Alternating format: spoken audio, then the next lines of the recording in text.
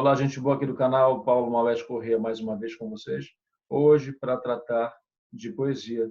Vocês estão vendo aí atrás duas imagens do poeta paraense chamado Bruno de Menezes. Ele nasceu em 21 de março de 1893, em Belém, e faleceu em 2 de julho de 1963. Em alusão a essa data do seu encantamento,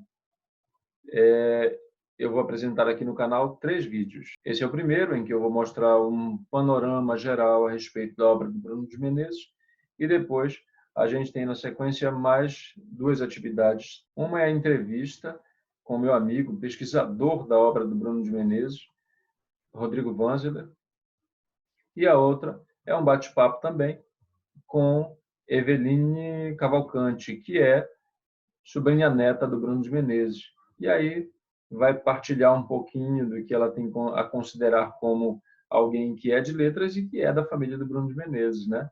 Carrega aí essa carga poética, genética, e a gente vai bater esse papo com ela para ver o que ela tem a dizer a respeito dessa figura que é tão importante para as letras no Pará, na Amazônia. Se você que está assistindo esse vídeo não conhece o Bruno de Menezes, se você não é daqui da Amazônia, não é do Pará, você não ouviu falar de Bruno de Menezes, bem-vindo, hoje você vai conhecê-lo. E assista também os outros vídeos. O Bruno de Menezes é uma figura altamente representativa da nossa arte, da nossa cultura. Ele tem uma história de vida que é fantástica. Ele tem uma origem humilde e, com muita luta, começou a produzir e publicar na imprensa, né? O primeiro livro dele é de 1920, um livro chamado Crucifixo, e esse livro, claro, tem marcações que são compatíveis com as estéticas dominantes então, que eram o simbolismo e o parnasianismo, né? Então não há nada de diferente propriamente em relação ao que se produzia então. Mas em 1924 ele lança o Bailado Lunar, é o segundo livro dele, e nessa obra ele literalmente inaugura o modernismo aqui no Pará. É claro que a obra dele, na sequência, vai se amadurecendo, no sentido de se tornar cada vez mais revolucionária, em compasso com o que se produzia em outras capitais, especialmente São Paulo, sobretudo a partir da Semana de Arte Moderna. A compatibilidade da obra dele com preceitos modernistas aí vai ficando cada vez mais acentuada. E o ápice disso é um livro chamado Batuque. Nessa obra, ele conseguiu desenvolver algo diferente. O negro é temática na literatura desde sempre, mas com esse livro do Bruno de Menezes, ele deixou de ser um elemento coadjuvante e passou ao protagonismo. Esse livro é fantástico. Em todos os sentidos, o Bruno de Menezes conseguiu imprimir não só a presença da figura do negro, mas também outros elementos que dizem respeito à cultura, tá certo? E então, a começar pelo título, Batuque.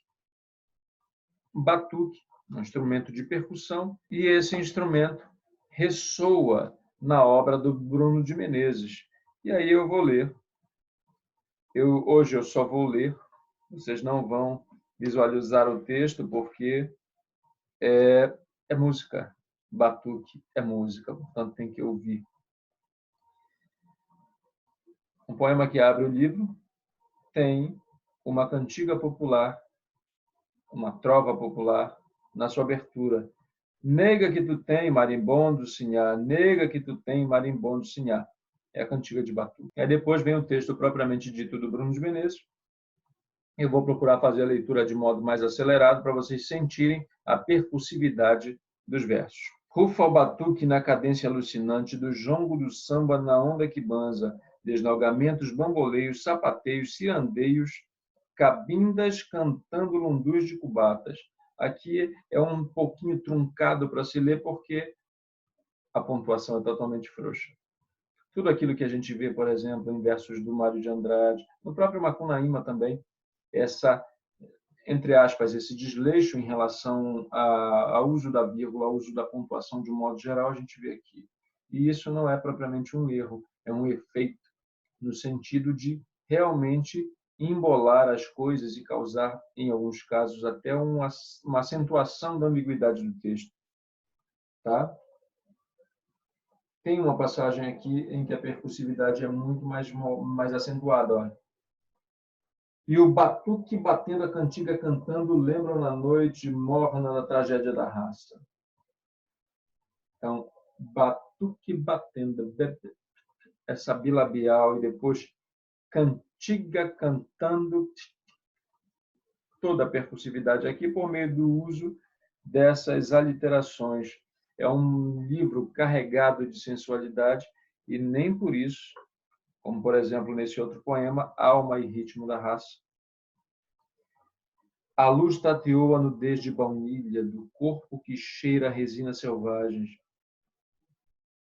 Botou-lhe entre os beiços de polpa mangabas um quarto de lua mordido sorrindo.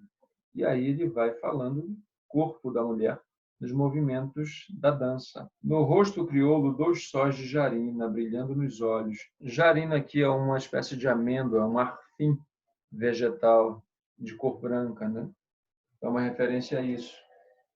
E o sumo baboso, espumoso, meloso da fruta leitosa rachada de boa. Essa fruta leitosa rachada de boa, evidentemente, é uma carga de ambiguidade aqui, né? É uma sutileza que se refere à genitália feminina. E o livro está todo cheio disso, gente, de sensualismo, de ritmo, de percussividade, também de história, também de referências à luta do povo negro, por exemplo, em poemas como Mãe Preta. Não é o meu interesse aqui dissecar o livro, também não daria, mas é um livro extremamente interessante do ponto de vista da apresentação do negro como protagonista realmente. Ele fez algo muito diferente. E se você quiser realmente conhecer a obra do Bruno de Menezes, esse vídeo é apenas um convite, você tem que ter contato com as obras completas do Bruno de Menezes. É uma coleção de 3 livros que foi lançada em 1993 pela Secretaria Estadual de Cultura e é constituída de 3 volumes. O primeiro volume contém todos os livros de poesia que o Bruno de Menezes publicou e mais alguns poemas esparsos. O segundo volume é o volume de folclore, né? O volume, ele tinha esse trabalho como folclorista e deixou bastante coisa, né? E o terceiro volume é o volume de ficção, constituído de 2 narrativas. Uma se chama Maria da Guimar e a outra se chama Candunga. São 2 narrativas bem diferentes entre si. A primeira obra, Maria da Guimar, conta justamente a história dessa personagem e é uma história muito interessante. Tem um cunho de protesto, né? de diálogo entre a literatura e a sociedade muito significativo. E esse mesmo tom aparece, só que com um perfil bem diferente, no Candunga. O Candunga tem um diálogo muito interessante com o Vidas Secas, do Graciliano Ramos, né? Num livro que eu lancei em 2014, chamado 7 Ensaios sobre Literatura, tem 2 artigos sobre o Bruno de Menezes.